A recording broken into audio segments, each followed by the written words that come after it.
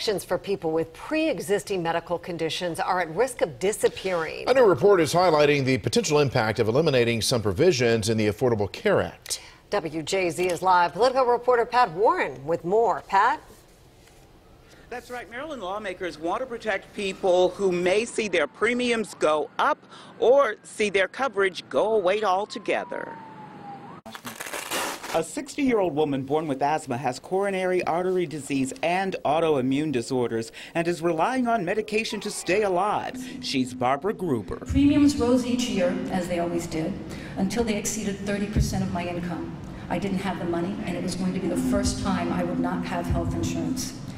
Then the ACA became law, and for the first time, health costs were not over 50% of my income. Gruber is standing with members of the Maryland congressional delegation as a living example of who ACA, the Affordable Care Act, has helped, and who stands to lose if its protections are invalidated.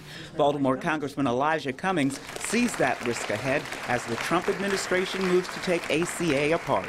We put in place protections for people with pre-existing conditions when we passed the Affordable Care Act. These protections were incredibly popular. The Trump administration claims that changes in the tax law that eliminate the collection of fines next year should also do away with provisions that guarantee coverage. Over 250,000 Marylanders are at risk. That number is the result of a study prepared for Congressman Cummings from the Committee on Oversight and Government Reform. We're going to fight like hell for whatever we can do to help people. It's an issue that could take years to resolve, and the ripple effect could result in higher premiums for 3 million or more Marylanders with employer-sponsored coverage. Supreme Court to decide. I'm Pat Warren reporting live for WJZ.